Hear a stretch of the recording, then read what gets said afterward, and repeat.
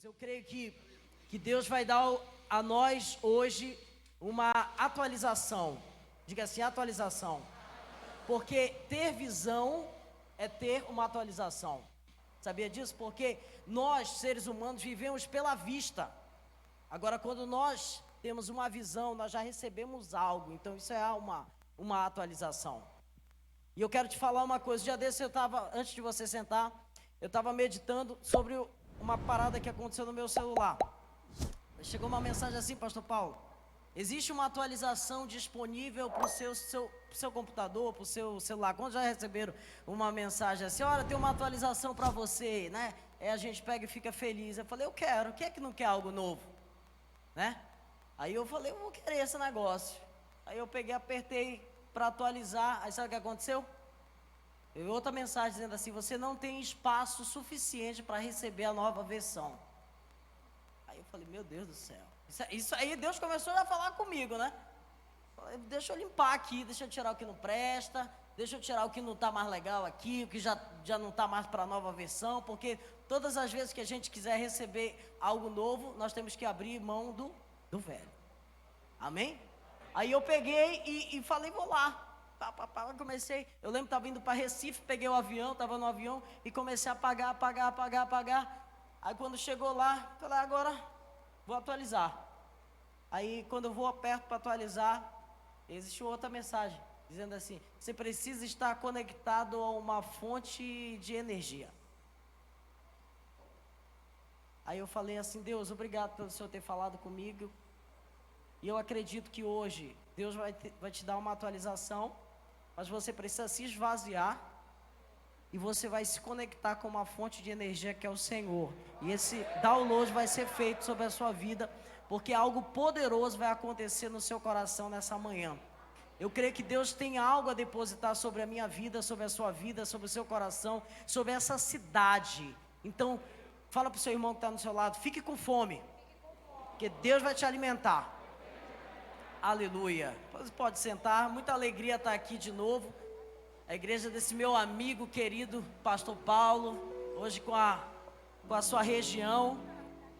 Aleluia, eu estou muito contente, nós estamos vindo de Belém, eu até peço perdão, atrasei, eu errei o caminho. GPS,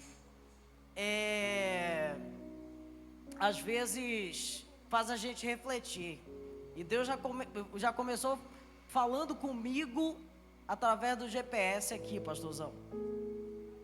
Minha primeira mensagem vai ser essa: você precisa de uma provisão? Quantos precisam de uma provisão? Só precisa de uma provisão quem tem visão, porque a provisão é para a visão. Por isso, provisão. Se você for ver o pessoal pró-Bolsonaro, é a favor, entendeu? Então tudo que é a favor é pró. Então provisão é para uma visão. Se você não tem visão, você não precisa de provisão. E se você não tem uma visão, você não tem sonho. E se você não tem sonho, você não tem um destino.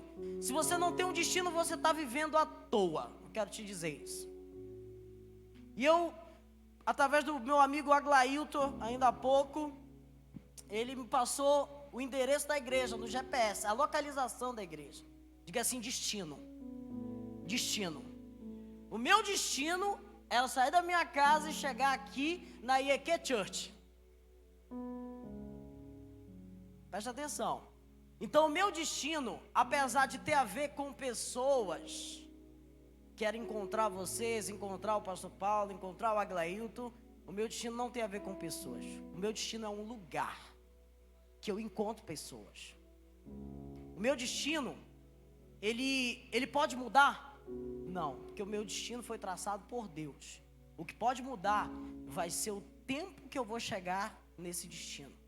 Esse GPS me trouxe para esse destino, mas eu errei o caminho. Em vez de eu entrar aqui direto, eu fui para ali. E o que foi que o GPS fez? Ele recalculou a rota, mas o destino ficou o mesmo. Toda vez que você erra o caminho, eu quero te dizer, você não perdeu o seu destino, você só perdeu tempo. Então tem ainda como voltar para o seu chamado, o seu ministério. O seu destino em Deus não muda. O seu destino em Deus é aquilo que Deus traçou para a sua vida. É o seu propósito de realização. Então não dependa daquilo que aconteceu na sua vida. Porque às vezes a gente para ou a gente não acredita mais que Deus pode fazer em nós, através de nós, porque você errou o trevo. Sabe, se você errou o trevo, eu quero te dizer, o caminho que Deus traçou a você, o seu destino, ainda continua o mesmo. E a gente abriu uma igreja ainda há pouco, uns 4 meses atrás, fazendo 4 meses, o pastor Paulo testemunha disso. Sou filho do pastor Lorival. Quantos conhecem o pastor Lorival aqui? O pastor Lorival é meu pai na fé, meu grande mentor. E ele me desafiou da gente estar começando uma obra. A gente está começando uma obra no centro da cidade. E a gente lá ia que caminho? Justamente por isso, porque a gente quer traçar destinos, revelar caminhos para pessoas, trazer direção para destino de pessoas, porque a gente entende que quando as pessoas elas não sabem para onde elas estão indo, elas perdem completamente seu sentido de vida. A gente, só rapidinho eu vou fazer uma chamada. A gente é uma das representantes da Chara, de uma grande editora. Eu trouxe alguns livros só. Esse aqui é um livro essencial para trazer direção, também destino. Esse aqui do Dennis Silk. Esse aqui é um dos livros mais importantes que a gente tem lá, que é Avivalistas e Reformadores. Eu vou estar falando um pouco sobre isso. E esse livro aqui, sobre dinheiro e alma próspera. Esse livro aqui também é muito bom, que é da esposa do John Bevere, O Despertar da Leoa. Infelizmente, por não ter dado tempo, eu só trouxe um de cada, e tem outros títulos lá. Eu te aconselho ir lá depois. Creio que isso vai trazer um avanço para o seu chamado, para o seu ministério. Vamos lá, eu vou começar. Eu tenho alguns momentos aqui, né, meu pastor? Vou tentar aproveitar o máximo possível. E está sendo um desafio estar pastoreando lá, nesse tempo. Já pastoreio, na verdade, há 18 anos, praticamente, no meio dos jovens, junto com o pastor Lorival, todo esse tempo. E eu tenho certeza que Deus ele pode hoje acrescentar, trazer algo para nós, no sentido de muita coisa aqui. Eu estou muito animado para tudo aquilo que Deus vai estar fazendo aqui. Tenho certeza que nesse tempo onde Deus vai trazer essa sabedoria para todos nós, Ele também vai estar trazendo um despertamento sobre a nossa missão aqui nessa igreja. Nós temos uma missão, e a missão da igreja é impactar uma cidade, um bairro. Por isso que nós acreditamos nessa visão celular, né? Porque é a devolução do sacerdócio, né? Eu posso dizer que a visão celular é a segunda reforma. A primeira reforma é quando a palavra volta para a mão do povo. E a segunda reforma é quando o sacerdócio volta para a mão do povo. Então hoje você vê um empenho de pastores e líderes investindo em seminários, fazendo com que você tenha a clareza que você pode orar por pessoas, você pode jejuar e expulsar demônios, você pode, fazer uma reunião conduzindo oração, conduzindo louvor, conduzindo palavra. Isso é sacerdócio. Isso foi tirado do tempo da Inquisição. Você pode ver que isso foi tirado do povo, foi roubado. Não é só o padre tem que ser desse jeito, tem que ser em latim, tem que ser dessa forma. Isso foi roubado e o povo perdeu, a igreja perdeu o seu poder inicial. Mas hoje, através dessa visão, desse propósito, a gente pode ver esse sacerdócio sendo devolvido de novo à mão das pessoas simples, dos leigos, de pessoas que não têm tanta instrução, mas estão com o seu coração queimando de amor por Deus, e estão usufruindo e estão fazendo o ministério através dos seus dons espirituais. Então, qual é o propósito que nós temos como igreja?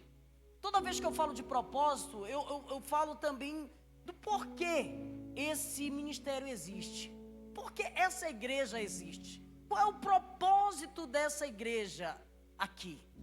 Nosso propósito como igreja é fazer Jesus conhecido, levar pessoas a um intenso relacionamento com Deus, através de arrependimento, de uma vida abundante de amor com Deus.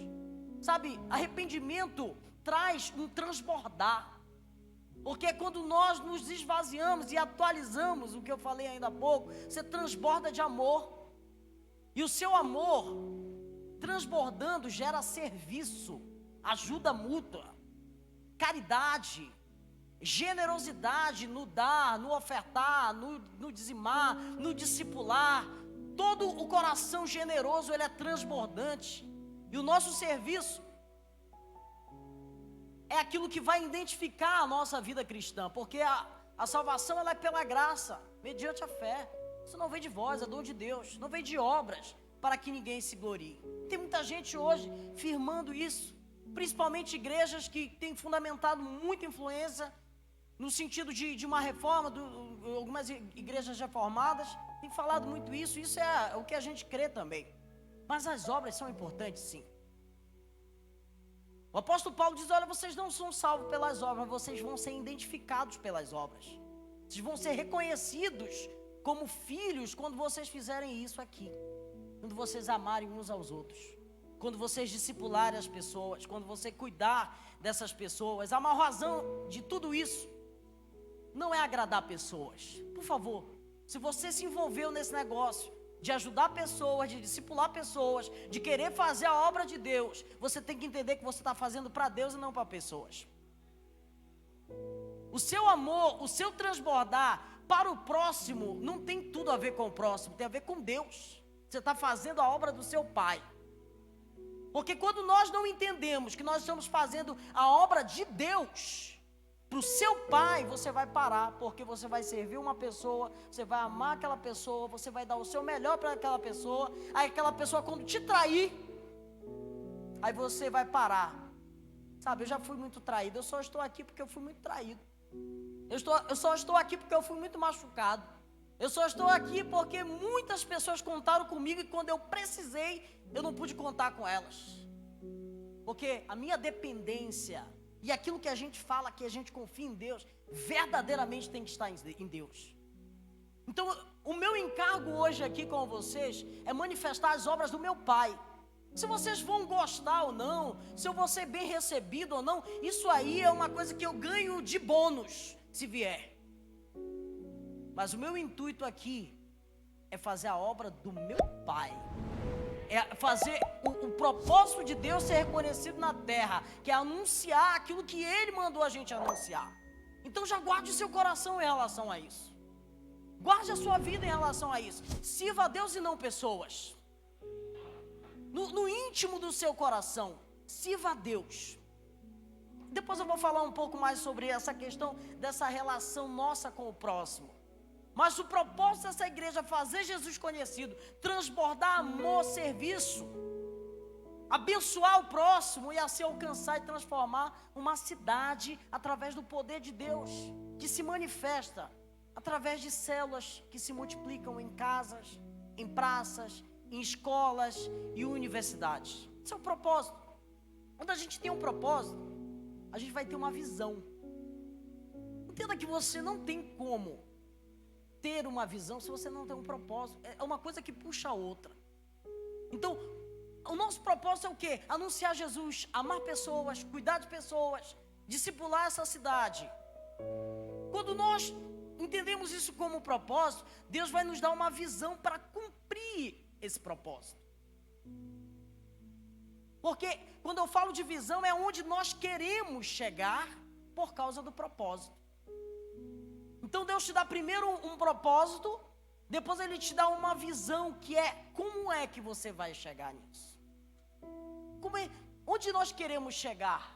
Nós queremos edificar uma igreja local, engajada com as causas do reino de Deus, ensinando pessoas, evangelizando pessoas, discipulando pessoas, ensinando as pessoas a serem generosas, a viver uma vida em comunidade, entendendo que os frutos do Espírito é para relacionamento. Entenda uma coisa, que Deus ele te dá dons para manifestação, mas Ele te dá frutos do Espírito para te aguentar os irmãos, para te discipular eles. Ou tu vai ter mansidão, domínio próprio, temperança, paz, amor, tudo isso para te ficar na tua casa?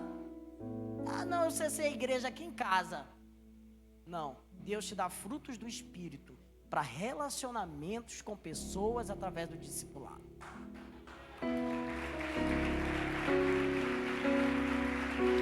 Precisamos entender isso. Essa vida que Ele nos mandou ter, ela é uma coisa séria, que vai levar pessoas a um intenso relacionamento por Jesus. Eu quero te dizer, eu estou tendo uma experiência nova como pastor agora da igreja, né? E tem sido muito, eu tenho visto uma coisa, Deus falou ontem comigo, Márcio, olha, tem muita gente que não está nem percebendo que tem algumas coisas aqui que estão se encaixando, que não está tudo legal, mas esse negócio que está tudo legal aqui, ele gera vida em outras pessoas. Sabe a sua célula, às vezes tu está insatisfeito com a sua célula, às vezes você está triste com alguém da sua célula, mas você está fazendo a célula e pessoas estão conhecendo Jesus através disso. Porque Deus, Ele vai usar você, vai usar pessoas. Uma vez alguém questionou o apóstolo Paulo, olha, o pessoal está falando aí de ti, mentindo, por porfia, por intriga. Sabe, o pessoal tem ciúme, o pessoal é ciumento. Ele falou, olha, o que importa é que Cristo esteja sendo anunciado. Sabe, então, mesmo em meio às nossas desordens, mesmo em meio às coisas que ainda está sendo aperfeiçoado, porque esse que é o princípio, noiva que está pronta, casa logo, e a gente ainda vai casar. A igreja está sendo preparada pelo noivo. Então até as nossas aparentes debilidades, dificuldades, elas de alguma forma estão gerando vida. Então a nossa visão é fazer Jesus conhecido, levar pessoas a um relacionamento de intensa comunhão com Deus, multiplicando células, sabe, ajudando os necessitados, sabe, fazendo a igreja ser um ponto do céu na terra. Sabe, tem algumas coisas, irmãos, que você não vai usufruir no céu e você tem que aproveitar na terra. Quando o reino de Deus chegou, e o reino de Deus ele fala de paz, justiça, alegria e gozo no Espírito Santo. Você não vai ter como expulsar demônios no céu, lá não vai ter isso. Você não tem como curar enfermos no céu, lá não vai ter isso. Não vai existir dor, nem pranto, nem sofrimento. Existem algumas coisas que é o reino de Deus, que é a manifestação do reino de Deus, que só tem como a gente fazer aqui na terra. Nós temos que avançar a um ponto de ser uma igreja que não está querendo só escapar. Nós temos que avançar a um ponto de ser uma igreja que está levando pessoas para a glória. Porque, infelizmente, pastor, eu tenho visto que muitas igrejas, muitos membros de igreja, eles só querem ir para o céu. Eles só querem escapar. O meu propósito, a minha visão celestial. Sabe qual é a minha visão celestial? É não ir para o inferno. Que pouco. Sabe, a minha visão celestial é só chegar no céu. Tá bom. Então, eu vou viver a minha vida aqui nessa terra escapando. Sabe, não faça isso. Você já tem a salvação, você é salvo pela graça mediante a fé. Isso é só o começo de tudo aquilo que você vai começar a escrever na terra. Quando você tem uma visão sobre isso, a sua vida cristã, ela aumenta de nível, aumenta de valor. Porque você agora é alguém que foi salvo para salvar, é alguém que foi tocado para tocar, você recebeu oração para fazer orações. E é muito precioso, é muito maravilhoso você ter essa visão.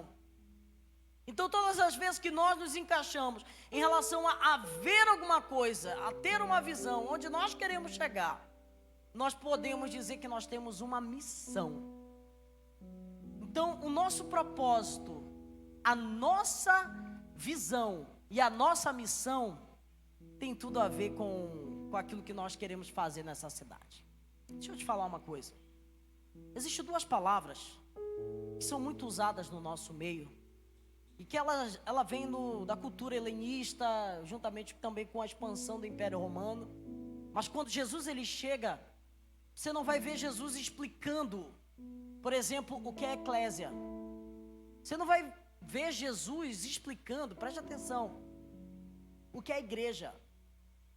Ele só vai dizer assim, olha, vocês são a minha eclésia.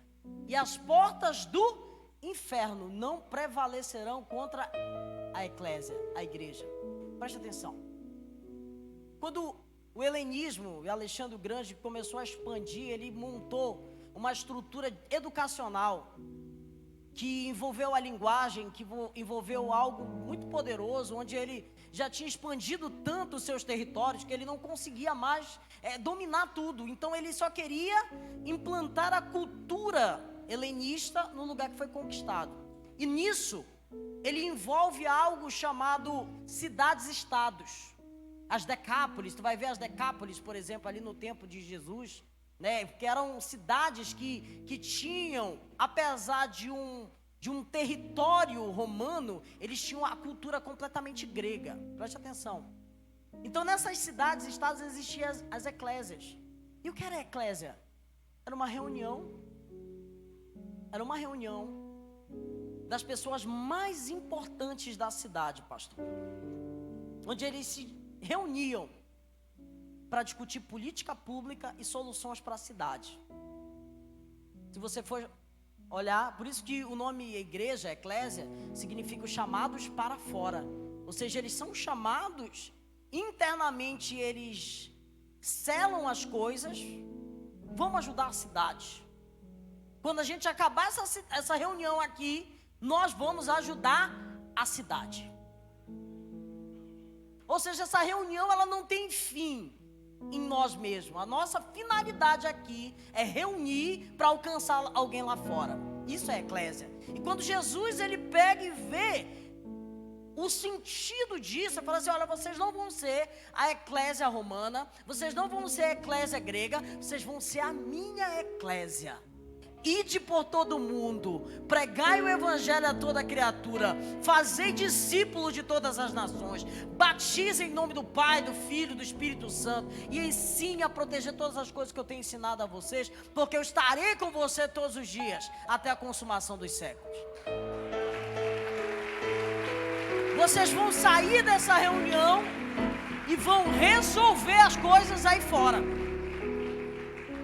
Entenda mais uma coisa.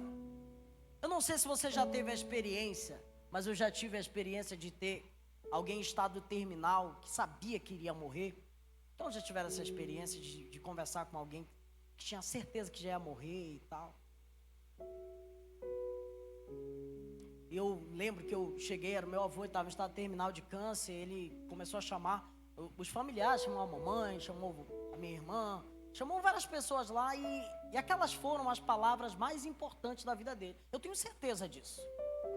Que pessoas que estão nesse estado sabendo que vão morrer, elas vão falar coisas sérias, eles não vão quase brincar, eles não vão quase colocar coisas que não têm sentido, porque eles sabem que o tempo é chegado. E Jesus fez a mesma coisa. As palavras mais importantes de todo homem é quando ele está quase para ir. E essas foram as palavras de Jesus. Quando ele estava indo para o Pai, ele disse: vem cá, vou falar um negócio aqui para vocês. Vão por todo mundo, pregue o evangelho a toda criatura. O negócio da igreja é esse. Nós temos um propósito.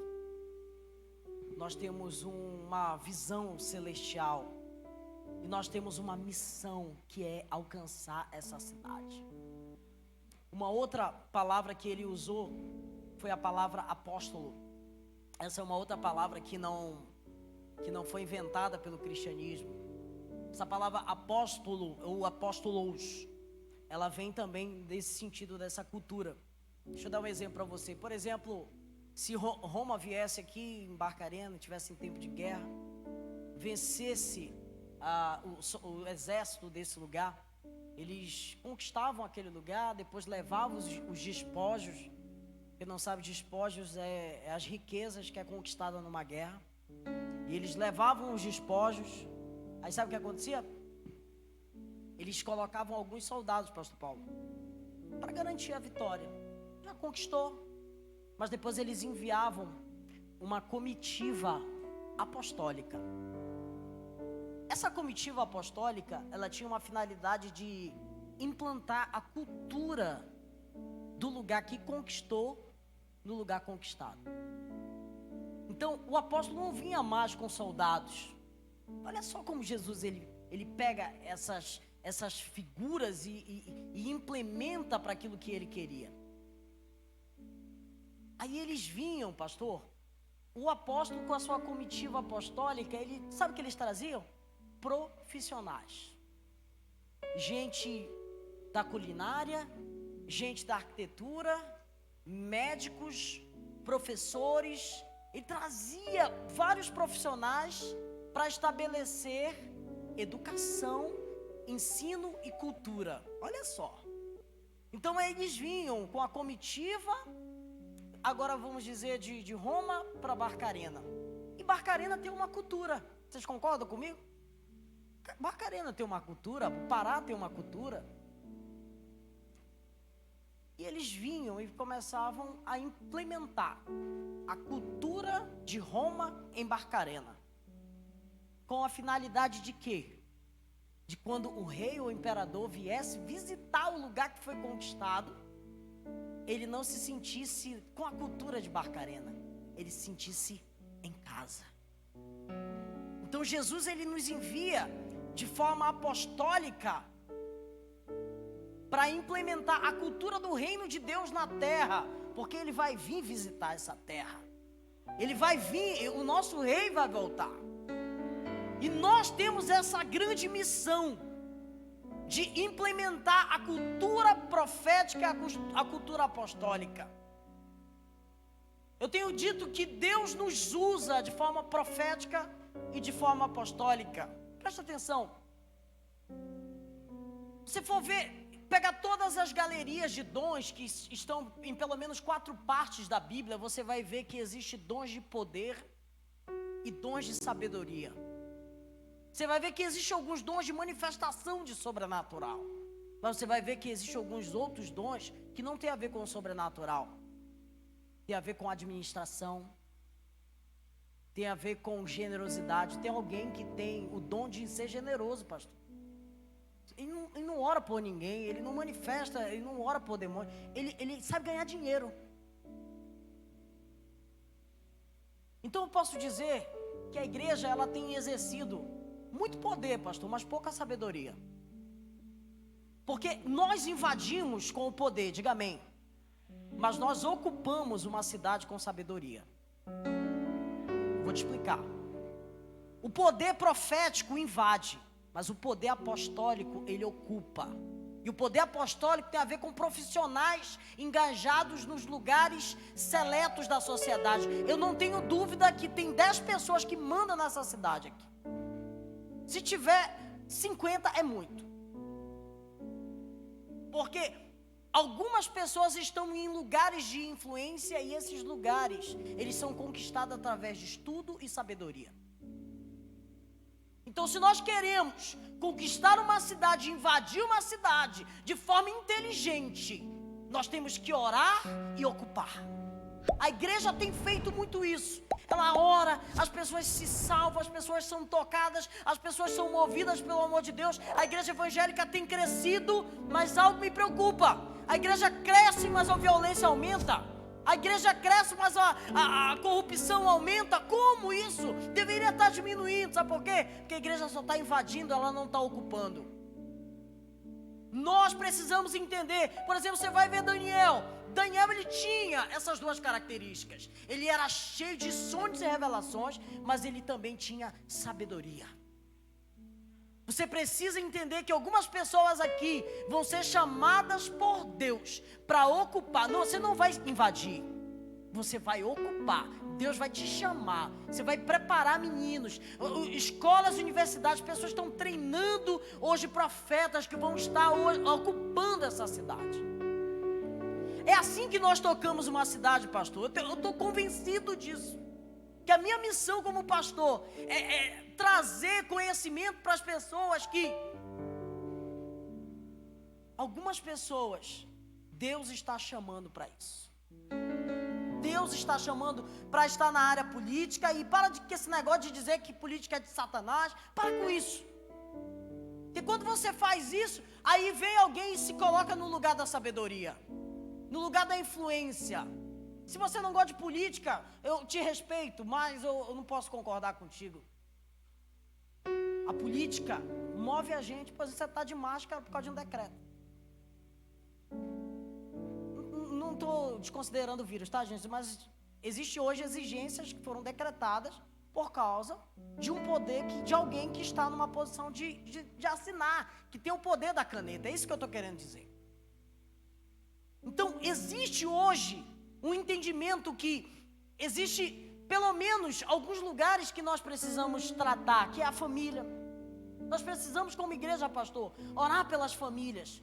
Mas a igreja não se resume só na esfera da igreja e da família. Por muito tempo a igreja ela só tem falado de família e da própria igreja.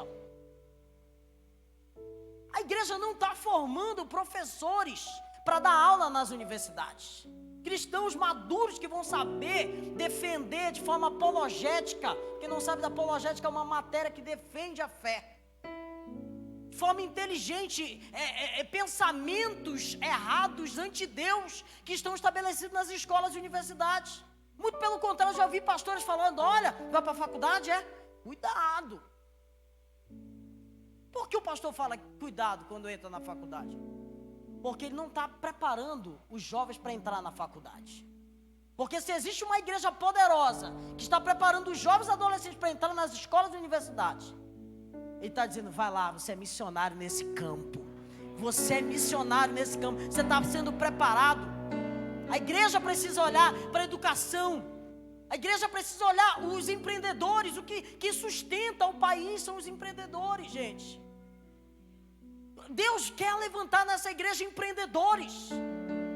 Deus quer levantar corações nessa igreja aqui, que vão falar, Senhor, me usa a minha vida, que eu vou depositar no pé dos apóstolos e a tua obra vai crescer. Os recursos vão aparecer. Sabe, seja desafiado por isso. Empreenda. Se tudo der errado, você saiu do lugar. Você pelo menos tentou. Área política. Por exemplo, vamos aplaudir essa galera que está aqui nas câmeras. Essa mensagem aqui, ela está sendo expandida. As mídias e as artes precisam ter. Vocês vão crescer dessa pregação aqui. 1 semana, 2 semanas, se não tiver mídia. Eu duvido que antes da pandemia, provavelmente, quando foi a última vez que teve um teatro aqui, pastor? Antes da pandemia. Eu acho que vocês se lembram do último teatro que teve na igreja de vocês. Sabe por quê? Porque as artes, elas fixam. A arte tem o poder de fixar, de trazer isso. Artes, essas áreas precisam ser ocupadas. E uma realidade é que toda igreja, e a igreja poderosa, ela precisa entender que existe um rio aqui, meu pastor. É um rio de cultura. A cultura dessa igreja é como se fosse um rio. E eu tenho ensinado isso lá na igreja. Falei, a gente está começando esse negócio aqui. O que é que a gente quer? Comecei a chamar as pessoas. Vocês querem que tenha santidade na igreja? Sim, santidade. É coisa de Deus. Vocês querem prosperidade? Sim, prosperidade. Aí eu comecei a anotar. Prosperidade, santidade, fidelidade, amor, amizade. Vocês querem célula? Sim, queremos célula. Vocês querem culto? Tá, culto. Vigília, vigília. Aí comecei a colocar várias coisas. Tá, eu peguei, coloquei tudo na parede, falei, isso aqui vai ser o rio da nossa igreja. Aí eles perguntam, por quê? Porque o rio ele tem uma direção. Amém? Então, vocês precisam imprimir amizade, amor, fidelidade, obediência, tudo isso que vocês estão colocando aqui na vida de vocês. E a gente vai fazer um rio aqui nessa igreja. E se tiver alguém que pular nesse rio, chegou domingo, pulou no rio. Aí o que é que ele vai ver no rio? Amor, fidelidade, célula. Isso através de quem? Da nossa vida, porque nós somos o rio. Aí esse cara de repente não quer viver em santidade, mas o rio está falando santidade. Aí o que ele vai fazer? Ele vai ter que nadar contra a maré. Vai chegar uma hora, ele vai decidir, pastor, ou ele sai do rio, ou ele deixa fluir junto com todo mundo. O Uma igreja, ela precisa ter bem claramente aquilo que ela quer ter no rio da cultura dela. E todo rio ele tem margem. E eu tenho dito. Aí eu peguei e fiz uma linha assim, pastor. Fiz uma linha, escrevi assim num lado, conforto. No outro lado, confronto. Nós precisamos confortar em amor, mas também temos que confrontar em amor. Uma igreja, para estabelecer essa cultura daquilo que a gente quer, ela precisa amar as pessoas verdadeiramente. E o amor confronta e também conforta. Então, eu posso dizer que a vida da igreja, ela passa por aquilo que nós vivemos. Porque uma permissão, pastor, concedida, é uma permissão ensinada. Toda conduta permitida é uma conduta ensinada. Nós ensinamos quando erramos permitindo alguma coisa. Você está gerando uma cultura. Por isso precisamos olhar a disciplina. Por isso que é o conforto e o confronto. Quando nós caminhamos nessa direção, nós vamos depender de Deus, nós vamos amar a Deus, nós vamos servir pessoas, nós vamos ser generosos, nós vamos ter clara comunicação. Clara comunicação, isso é essencial para relacionamento. Dizer o que gostou, o que não gostou, o que agrada, o que não agrada, o que eu quero, o que eu não quero. Nós precisamos entender que Deus estabelece no nosso coração uma visão para termos um propósito para trabalhar. João 13, já estou emendando, já é outra palavra aqui já. João 13, vai dizer que nós temos uma, repita-se comigo, função de vida e meio de vida. Uma função de vida e um meio de vida. Como é que funciona isso? Eu tenho uma forma de viver e também eu tenho uma forma para quem eu vou viver. Como é que isso funciona? Quantos aqui trabalham?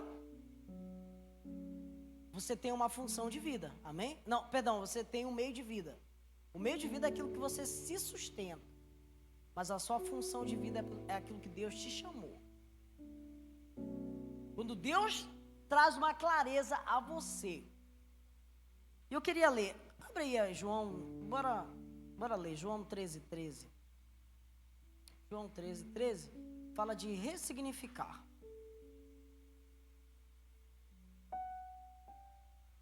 João 13.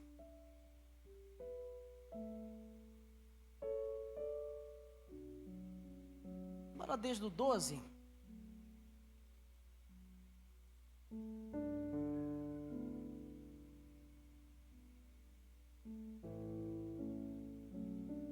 Vamos lá. Depois de lhe ter lavado os pés, tomou as vestes e, voltando à mesa, perguntou-lhes: aprendeu-vos o que fiz? Jesus, ele tinha acabado de lavar os pés. E ele fala assim: vocês me chamam, diga de mestre e senhor. Diga assim, mestre e senhor. E dizeis bem, porque eu sou.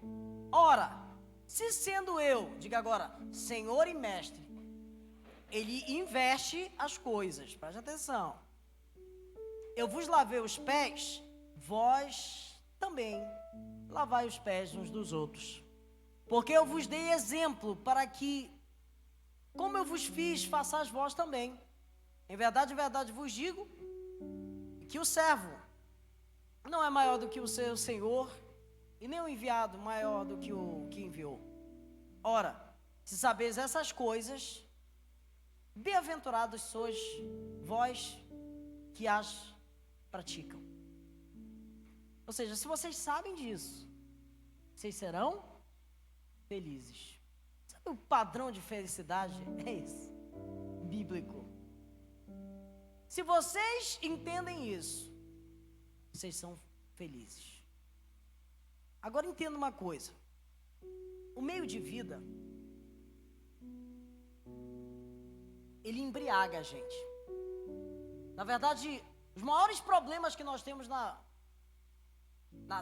nossa vida é por causa das ambições do nosso meio de vida, dos nossos desejos, dos nossos sonhos, das nossas ambições, das coisas que a gente está almejando.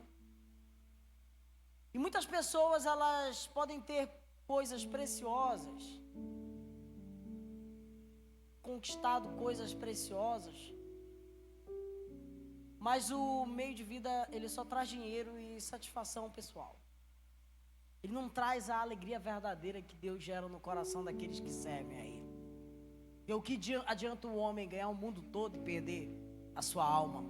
O que o homem dará em favor da sua alma? Louco, essa noite pedirão a tua alma. Então o nosso entendimento aqui é: será que eu vou passar a minha vida toda em prol da minha função de vida ou meio de vida? Porque eu posso dizer que é possível todos nós aqui nos desgastarmos, lançarmos os nossos pés, a nossa vida em prol daquilo que gera o pão, mas não satisfazer a nossa alma verdadeiramente. Jesus, ele ressignifica o lance de lavar os pés.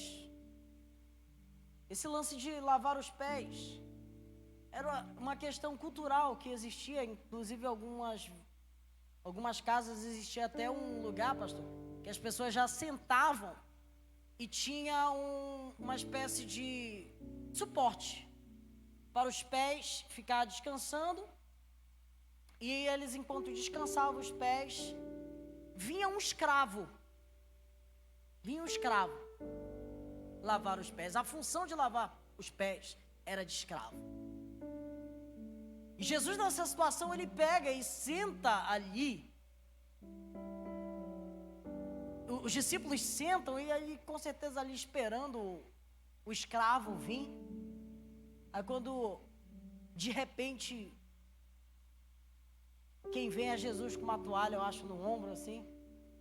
Eu vou lavar o pé de vocês. Eles se assustam, eles não querem. Lutam contra. Mas depois ele fala: olha, se vocês querem ter parte comigo. Aí ele lava o pé e dá essa lição, que maior que serve. E que existe uma grandeza no servir. Existe um poder enorme enquanto nós servimos as pessoas. Porque quando Jesus, ele diz assim: olha, vocês me chamam de Senhor, de mestre e Senhor, eu porém vos digo, eu sou Senhor e mestre. E eu vou te explicar por que ele está dizendo isso. Mestre, qual é o grande mandamento? Eles perguntam para ele. Qual é o grande mandamento, mestre? O que é que eles chamavam ele? Vocês me dizeis que sou o Senhor e mestre. E ele respondeu: amarás o Senhor teu Deus de todo o teu coração, de toda a tua alma e de todo o teu entendimento. Este é o grande mandamento. Esse é o primeiro mandamento. O segundo, semelhante a esse: amarás o teu próximo como a ti mesmo. E desses dois mandamentos depende a lei e os profetas. Em outras palavras, a nossa missão aqui nessa terra é amar a Deus e servir pessoas. Ele define tudo aqui. A minha missão nessa terra, a sua missão nessa terra é amar a Deus e servir pessoas. O meu relacionamento com Deus transbordando em atitudes de vida para os semelhantes. E eu digo para vocês serão felizes se praticarem isso. Se vocês tiverem esse entendimento que a nossa natureza, ela é a natureza dos filhos de Deus. Em outras palavras, Jesus está dizendo: o mestre, ele faz, o Senhor, ele é. Diga assim: o mestre, ele faz, mas o Senhor, ele é. Então ele está dizendo em outras palavras: porque eu sou, eu faço. Não é o contrário. Não é porque eu faço o que eu sou que eu vou me definir. Eu sou, por isso eu faço. Eu sou o Senhor, então eu posso ser mestre também. Agora não é porque eu sou mestre que eu vou ser Senhor. Então algumas pessoas, elas têm baseado a sua relação com Deus em relação a isso. Por elas serem, elas se baseiam em tantas coisas. Porque eu sou filho de Deus, eu faço as obras do meu Pai. Não é porque eu faço o que eu sou. Você não é o que você faz. Você é aquilo que Deus conquistou na cruz por você. E por você ser isso, você faz por gratidão. As ordens aqui, elas são verdadeiras. E ele diz: olha, vocês dizem que eu sou Senhor e mestre, é por isso que digo: sou mestre e Senhor. Então entenda, a nossa missão é amar a Deus e servir pessoas. E você vive a sua missão de vida, ou você só tem vivido por causa de algumas outras coisas? Deus, ele quer nos ver felizes. E a história de Jesus, ela nos faz refletir sobre 3 perguntas aqui. A primeira é: por que eu vivo? A segunda pergunta é: por que eu sirvo? E a terceira pergunta é: a quem eu sirvo? A primeira pergunta: por que eu sirvo? Eu te respondo: eu sirvo porque eu sou filho de Deus. Como eu sirvo? Eu sirvo com amor. E a quem eu sirvo? A todo tipo de gente. Então, quando eu entendo que o meu relacionamento com Deus transborda em serviço e amor às pessoas, e que a minha grande missão na terra é amar a Deus e servir pessoas, eu tenho que entender que eu tenho que mirar isso em alguém. Aí você vai olhar a sua escola, a sua universidade, a sua faculdade, a sua escola, a sua igreja. Nesse dia que ele lavou os pés, algumas pessoas com certeza questionaram até essa atitude nobre dele, porque Jesus ressignificou. Era uma coisa que era para escravos, tornou a gente nobre. Hoje você vê alguém lavando o pé de alguém, isso é uma atitude de nobreza. Por quê? Porque maior é que serve. Então, porque Jesus serviu, nós também temos que servir.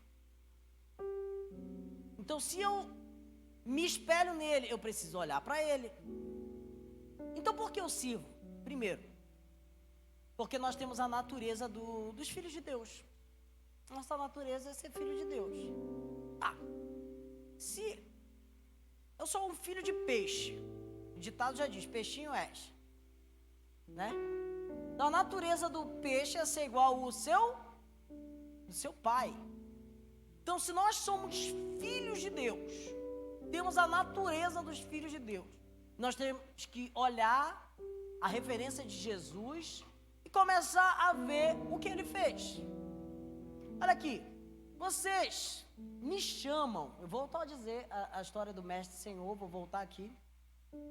Você me chama pelo que eu faço e não pelo que eu sou. Vocês me chamam de Mestre e Senhor. Vocês me reconhecem mais do que pelo que eu faço. Mas eu não quero que vocês me reconheçam pelo que eu faço. Eu quero que vocês me reconheçam por quem eu sou. Eu sou Senhor e Mestre. Então, porque eu sou mestre, eu faço. Então você e o seu ministério deve se basear nisso. Você não é o que você faz. Você é filho de Deus. E a consequência de ser filho de Deus é fazer as obras do seu Pai. Não estou entendendo isso. Se você encaixar isso na sua cabeça, se você pegar isso aqui, você vai servir com tanta paixão e ninguém vai te parar. Talvez você parou por causa que você não entendeu isso. A sua função não está na frente da sua identidade, do seu relacionamento com Deus. A sua função está atrás. O que você faz é consequência daquilo que você é com Deus. Então, como ser filho de Deus verdadeiramente? Existe alguém que amou tanto como Jesus? Não existe amor maior de João, que é aquele que entrega a sua vida por um amigo. Jesus não tem amor. Jesus é amor. Jesus não tem alegria, ele é alegria. Jesus, ele tem tanta coisa que nós temos a nos espelhar. Vocês concordam que Jesus amou? Que Deus amou o mundo de tal. Então você tem que amar, porque é da natureza dos filhos amar. Você acha que Jesus se envolveu? Ele se envolveu ao ponto de morte de cruz. Então você tem que se envolver. Na natureza dos filhos é se envolver. Vocês acham que Jesus trabalhou? Jesus trabalhou muito. Nós temos que trabalhar também. Jesus orou? Sim, Jesus orou muito. E nós também temos que orar, diga amém. Jesus ajudou? Sim, nós também temos que ajudar. Jesus foi generoso? Foi. Ele contribuiu, ele ajudou. Financeiramente. Inclusive queriam que ele não cumprisse a lei. Olha, eu não tenho dinheiro, mas vai lá na boca do peixe, está lá. Vou dar um parênteses aqui na minha pregação. Isso é para a sua vida financeira aqui. Deus tem me usado muito nessa área. Existe uma coisa que a gente chama de lei do acesso. Você pode não ter nada, mas você tem tudo. Sabia que o filho do homem não tinha onde recostar a cabeça? Mas tudo que ele precisava, o pai dava.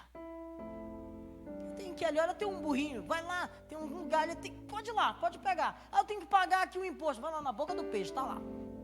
Ele tinha acesso às coisas. Você pode hoje acessar tudo que você quiser, porque o seu pai é o dono de tudo. É o dono de tudo.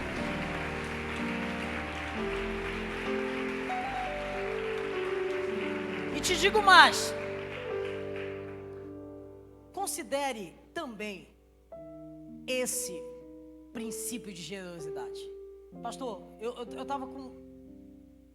Eu não estou fazendo igual da Universal, graças a Deus, mas eu tenho ensinado isso na minha igreja e eu tenho visto portas abrir. Eu tenho visto tantas coisas acontecerem, pastor. Às vezes a gente, como pastor, vou confessar aqui, coisa de pastor. Às vezes a gente vê tanta coisa errada aí no meio evangélico e a gente se priva às vezes de até falar um pouco mais abertamente desse assunto. A gente fica com medo de vocês acharem isso ou aquilo da gente. Mas a igreja, ela avança por causa disso. A igreja cresce por causa disso. O reino de Deus tem a ver com vocês e a sua vida depende do reino. Entenda uma coisa. Hoje faça uma aliança com Deus. Eu vou ser uma fonte de Deus nessa terra. Eu não fui chamado para falar de dinheiro aqui, gente. Eu estou falando porque eu sinto que Deus quer prosperar a tua vida. Olha aqui para mim. Eu tenho feito isso. Deus me faz uma fonte tua aqui nessa terra. Pode depositar sobre a minha vida. E o Senhor vai ver a sua obra crescer, a sua obra avançar. Se você olha isso, Deus, eu sou hoje um cooperador teu. Lavoura de Deus sois vós, a Bíblia diz isso. Eu vou fazer da minha vida uma horta para o Senhor regar. E eu vou contribuir, eu vou ajudar, o teu reino vai crescer, eu vou ajudar o teu reino. Aí Deus vai falar assim, oba, achei um coração. Porque Deus não tem problema de te dar nada e fazer você ter. O que Deus tem problema é das coisas te ter. Não é errado ter. O que é errado é as coisas te ter. Vou repetir. Não é errado ter. O que é errado é as coisas te ter. Então, eu vou te dar uma chave de prosperidade aqui. Você está a fim de receber alguma coisa de Deus aqui? Trabalhe sempre na frente. Como é que é isso? Se relacione com Deus, porque Ele é Pai. Todo pai prudente, inteligente, sensato, não vai entregar nada para um filho irresponsável. Ele não vai dar na mão de um filho algo que vai destruir ele. Então, trabalhe na sua maturidade. Você quer prosperidade? Seja maduro cada vez mais para receber. Tudo que você tem, tudo que você é, honre a Deus de vida, porque o reino de Deus, ele não é assim, igual o reino desse mundo. Quanto mais você tem, mais você grande você é. Não, o reino de Deus, ele funciona assim. Multiplicação do reino de Deus é divisão. Tem tantos pães e tantos peixes. Vamos pegar aqui, eu vou repartir aqui, pá, repartir, depois o outro tá do lado, o outro também pegou. Aí aquele outro lá pegou mais de novo e repartiu. Aí ele foi repartindo, o outro pegou lá, repartiu. Deu para todo mundo e ainda sobrou. Porque a matemática do reino de Deus é quanto mais você tem, mais você reparte. Quanto mais você reparte, mais você vai ter.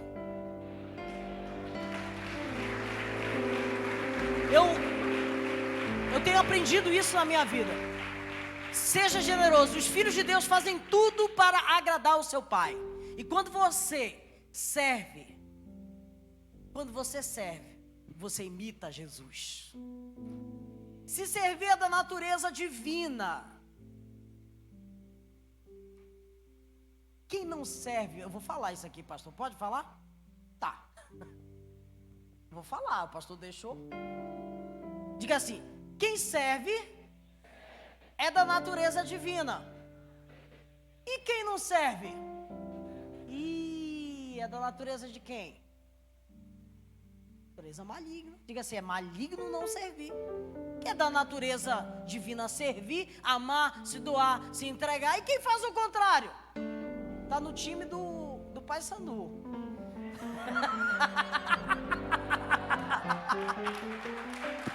Olha o remista aí.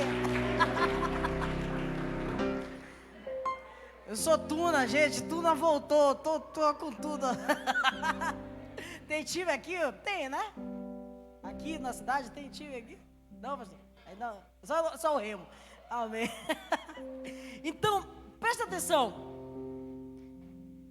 De Gênesis e Apocalipse, você vai ver Deus servindo. E também de Gênesis e Apocalipse, você vai ver o diabo não servindo. Acusando, maltratando, apontando, sabe, gerando divisão. Você vai ver tudo isso, falando mal dos outros, gerando confusão. Então tome cuidado. Profetizo que se de repente você não está enquadrado nesse padrão de amar, de servir, em nome de Jesus, hoje vai mudar esse padrão, porque de forma indireta, talvez algumas pessoas estão fazendo isso. E nós, como filhos de Deus, precisamos trocar e mudar essa mentalidade, essa forma de ver o reino. Porque no reino de Deus é tudo investido. Quem é pobre que é rico. Quem é triste que é feliz, né? A gente vê tudo ao contrário, porque o pão é nosso, o pai é nosso, é tudo nosso. Comunidade. A igreja não precisa ficar investindo, meu pastor. Pelo menos não deveria, em um curso para servir. As pessoas que chegam na igreja, por causa desse rio, elas só vão ver as pessoas servindo aqui dentro da igreja e vão servir também, que é da nossa natureza. Deveria ter briga na igreja de quem é que vai servir mais. E eu creio que essa igreja ela vai servir muito mais. Cada um aqui e também essa cidade de uma forma poderosa.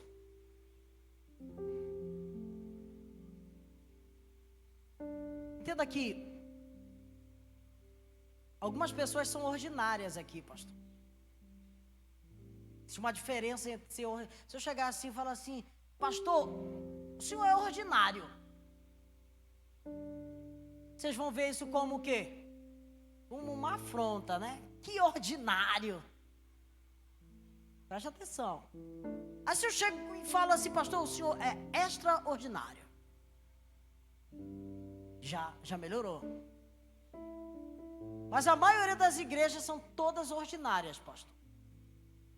Entenda uma coisa, que ordinária é ser normal. Por exemplo, já Deus estava vendo a sessão da Câmara. Eu dou o maior valor de ver aquelas brigas que tem lá dos deputados e tal. Aí eu fico lá, vai começar a sessão ordinária. Sessão normal, sessão do dia. Sessão que nada de anormal vai acontecer. Agora, se de repente o presidente da república, uma autoridade vai lá nesse parlamento, a sessão extraordinária por causa da autoridade. Existe uma autoridade aqui que nos faz ser extraordinários.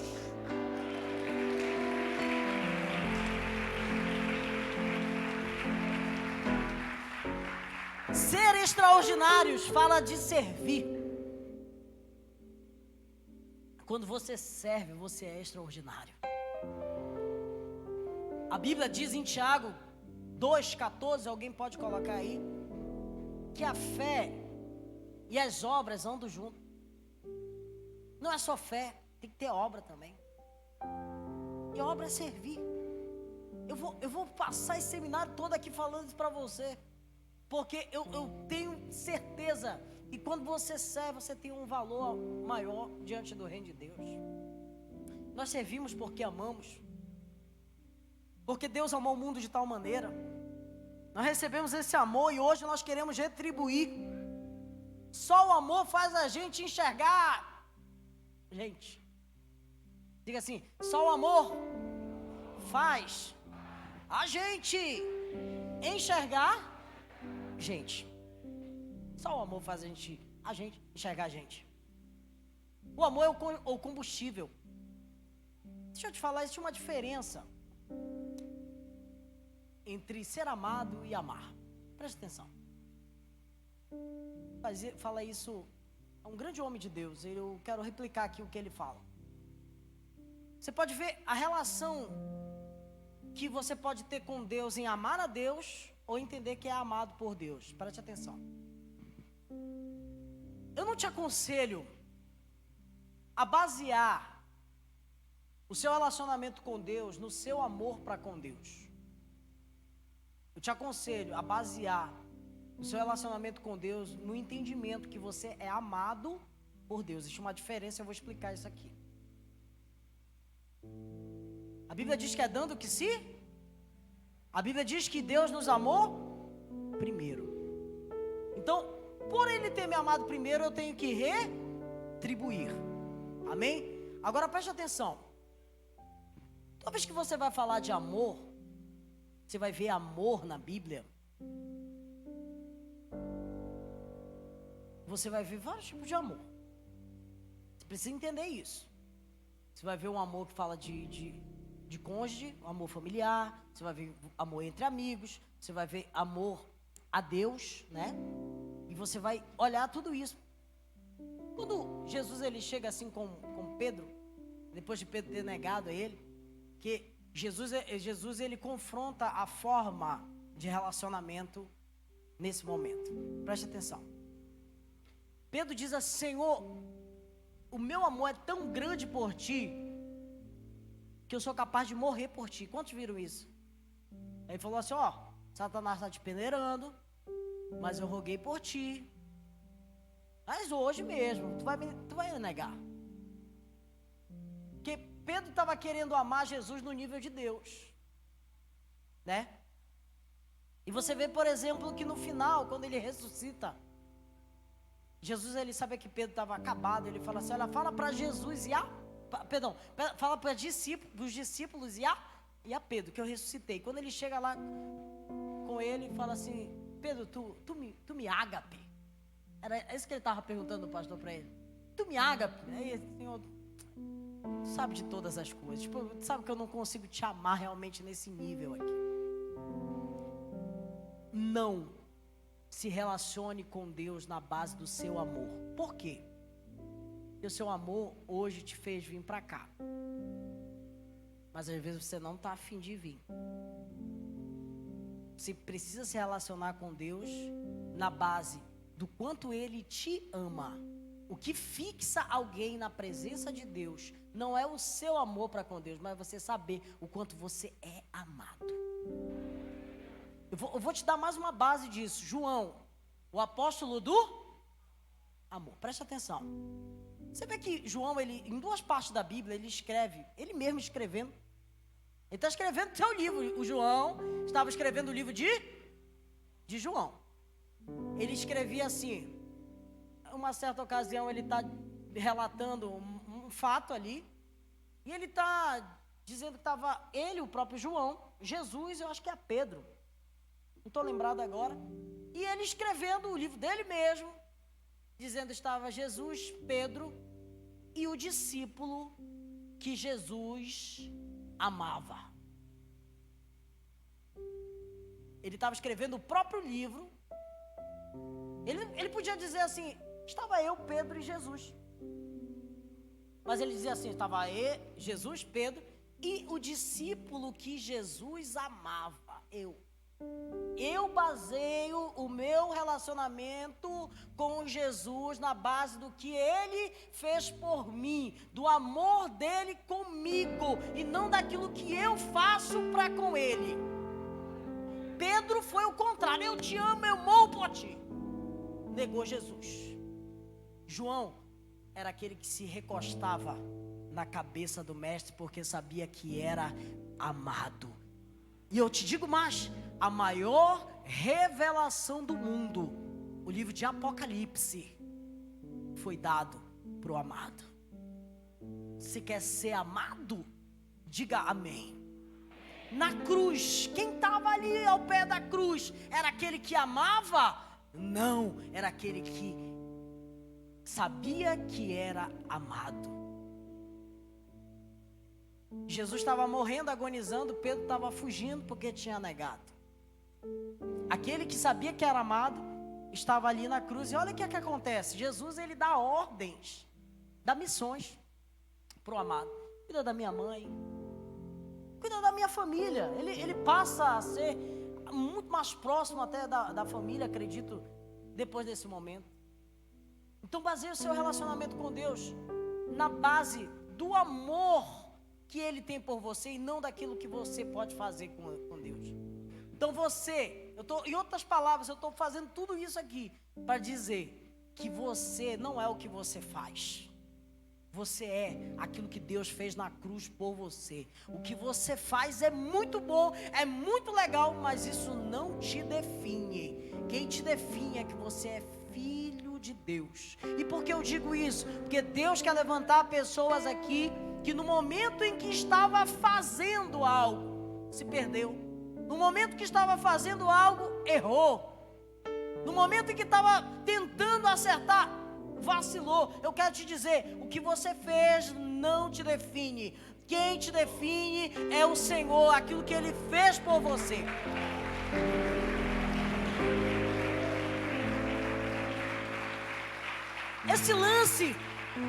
Esse lance de amor, meu pastor, ele é tão poderoso. Você pode ver, pastor, eu tenho estudado tanto sobre isso.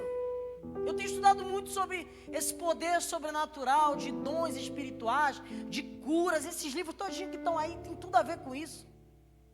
Olha aqui para mim. Você sabe o que pode te fazer ter dons espirituais? Amor. O amor sustenta os dons. Presta atenção, ainda que eu falasse a língua dos homens e dos anjos, não tivesse o quê? Amor. Ainda que eu tivesse a capacidade de entregar até meu corpo, e entregar tudo, se eu não tivesse o quê? Amor. Ele começa a pegar todos os dons espirituais e dizer de outras formas, que o que sustenta os dons é o amor. Ou então, e se tudo que sustenta os dons é o amor, aquilo que faz a gente ter dom também é amor. Quando você ora por alguém, você pode ver que às vezes que você mais foi usado por Deus e fez mais orações sérias, foram com pessoas que você amava. E geralmente da família. Então se você quer orar por alguém, por cura, ore em amor. Se você quer ter palavras de conhecimento sobre a vida de alguém, ore por alguém em amor. Pode ver quando você se compromete a orar, interceder por alguém, você começa a orar por aquela pessoa, você começa a interceder, Deus começa a revelar coisas para você falar para essa pessoa. Porque o que sustenta os dons também é o amor. Então nós estamos falando aqui para todos vocês, de forma séria, o que sustenta os dons espirituais é o amor. Servir não é mão de obra grátis de igreja. Por favor, não olhe a igreja como um negócio. Não veja servir como uma possibilidade de ganho. Veja servir e amar como uma forma de você fazer as obras do seu Pai. A igreja, no fundo, ela não precisa de ajuda. Ela é autossuficiente. No fundo, é nós que precisamos de um desenvolvimento maior, de entregar maior a Deus. Nós primeiro servimos com o coração e depois nós servimos com as mãos. Quando nós não servimos com o coração, preste atenção, podemos servir por outras motivações. Tome cuidado. E por isso que muita gente cansa no decorrer do caminho. Existia um padrão sacerdotal. A casa de Zadok tinha uma característica um pouco diferente de algumas outras casas sacerdotais. Todo filho de sacerdote, ele era ensinado a servir diante de Deus. Era essa a primeira missão sacerdotal. Servir diante de Deus. Preste atenção.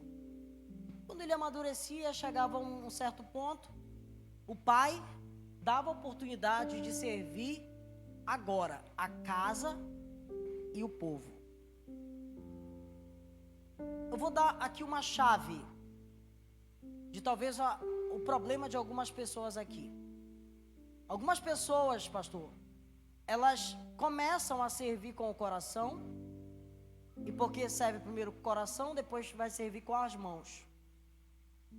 Beleza? Depois de um certo tempo, ele não está mais servindo com o coração e vai só servindo com a mão. Isso cansa, falei ainda há pouco para vocês. Pega isso aí. O padrão sacerdotal é servir diante de Deus, para depois servir a casa e o povo de Deus. Esse é o padrão sacerdotal. Eu faço muito bem isso aqui, adoração, louvor, meu quarto, não sei de nada, eu não sei orar, eu não sei pregar, eu sou completamente dependente de Deus. É dia de você pregar na nação, você não sabe, você é completamente dependente de Deus. Você vai lá para o seu quarto, Senhor me ensina, vai e ora, e jejua, serve o quê? Diante de Deus. Preste atenção, algumas pessoas, Deus está triste aqui nessa manhã. Você foi muito mais zeloso em servir diante de Deus. Aí Deus viu que você era tão zeloso de servir diante de Deus, Ele te deu a oportunidade de servir a casa de Deus e o povo de Deus. Preste atenção. A chave está aqui. Algumas pessoas precisam voltar para a fonte hoje. Porque o que te qualifica de servir a casa de Deus e o povo de Deus é o teu serviço diante dele. Se você não serve aqui diante de Deus, se você ficar só servindo a casa de Deus e o povo de Deus, você vai cansar. Porque você tem que vir para a fonte para descarregar aqui. É assim, ó, é aqui, e aqui, é aqui, e aqui. Não ache, eu já fiz isso muito, pastor. Cansei. Foi isso que eu estou falando aqui para vocês. Foi algo que Deus falou para mim. Sabe por que tu está cansado? Porque tu deixou de vir na fonte. Que toda vez que tu serve a casa de Deus e o povo de Deus, você vai estar entregando. E você tem um recipiente. Se você não se enche, se você não se molha, você vai querer molhar o outro, a obra vai ser natural. A obra não vai ter poder, pastor. É por isso que algumas coisas não acontecem. Porque Como diz o Leonard Ravenhill, que é o cara que escreveu um livro menor que eu mais apanhei na vida. Você pode ler esse livro. Porque tarda o pleno avivamento. Ele diz assim, que o maior problema dos pregadores é que eles aprendem a pregar. É possível a gente pregar só pelo aquilo que a gente sabe. Se você tiver uma boa dicção, se você tiver uma boa literatura, se você for organizadinho, você pode pregar um bom sermão. Você pode pregar um sermão e não acontecer nada. Isso que é a maior tragédia disso. Sabe? Tem que ter poder nas nossas palavras. Uma vez questionaram um ateu que chegou, pastor, que ele ia todo o culto do Jonathan Edwards. Aí alguém chegou e perguntou pro ateu assim, cara, tu é ateu e tu tá indo lá no culto do pastor. Por que tu vai lá? Se tu não acredita. Ele falou, sabe por que eu vou lá? É porque eu sei que ele acredita. Porque eu vejo ele falando e eu vejo ele entusiasmado. Um dia desse eu cheguei com o pessoal da minha banda e falei, os caras assim, ó.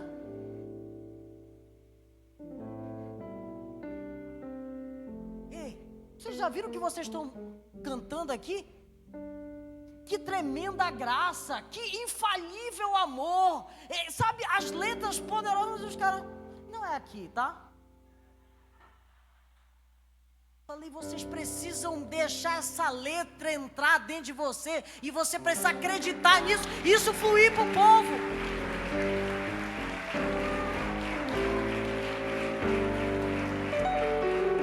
Agora, sabe o que aconteceu, pastor? Um dia desse, você pode até ver o nosso culto online, que aconteceu duas coisas lá depois dessa pregação. Primeiro, o baterista se jogou de cabeça, caiu, e o cara do baixo, bum, e o baixo ficou lá, ficou sem quase banda. Eles acreditaram, vocês têm que acreditar, mas também não vão, vocês não podem me deixar na mão. E eu falei para eles isso, e o baixista jogado no chão, eu falei, cuidado de não quebrar o baixo da igreja, né? Enfim, você precisa entender isso. Você pregue com amor. Você ensine com paixão. Se você ame realmente, verdadeiramente.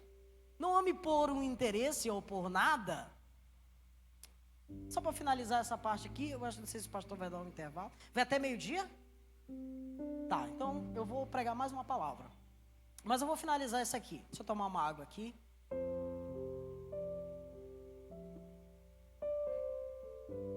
A parábola do samaritano, do bom samaritano, ela coloca 3 personagens. Alguém lembra? Alguém lembra? Qual é o primeiro? Um levita, um sacerdote e quem? E o samaritano. Presta atenção. Você vê que passa o levita, o sacerdote e o samaritano.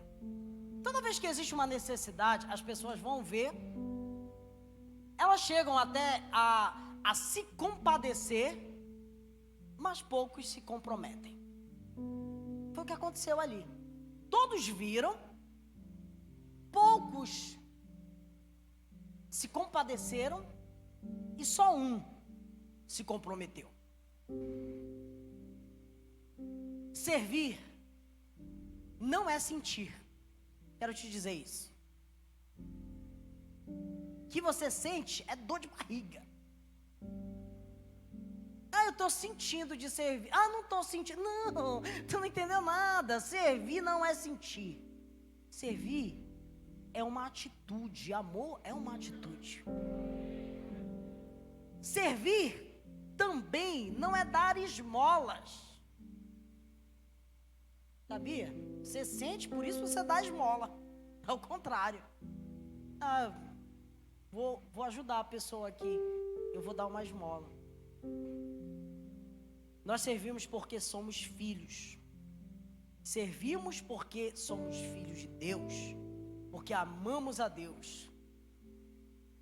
E por isso servimos todas as pessoas. Eu volto a dizer. Por que eu sirvo? Porque eu sou filho. Como eu sirvo? Com amor. E a quem eu sirvo? A todas as pessoas.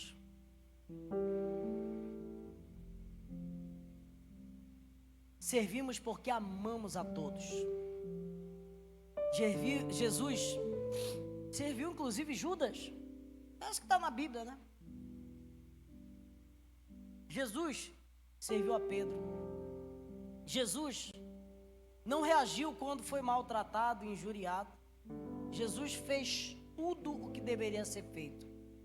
A Bíblia diz que nós seremos maltratados, que nós receberíamos várias retaliações por causa do nome dele. E você foi chamado não só para servir pessoas boas, pessoas legais. Você foi chamado para servir pessoas que não são legais também. Livro de Mateus 25, 35.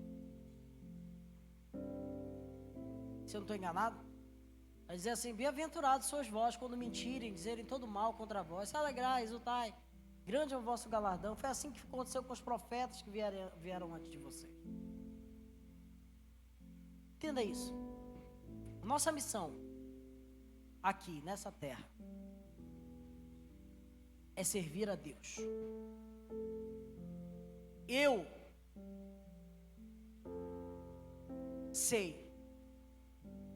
que muitas pessoas, quando estão engajadas no seu meio de vida, elas são diferentes de quando elas estão envolvidas na sua função de vida. Deixa eu só finalizar com isso. Algumas pessoas, pastor, quando estão lá no seu trabalho, no seu afazer de função de vida, perdão, de meio de vida. Vou voltar a dizer, meio de vida é aquilo que te sustenta. Função de vida é aquilo que nós temos em Deus, que é servir. Amém? Aí você está lá, servindo no seu meio de vida. Aí alguém fala mal de você, não no seu trabalho. Alguém te acusa lá. Alguém começa a intrigar com você lá.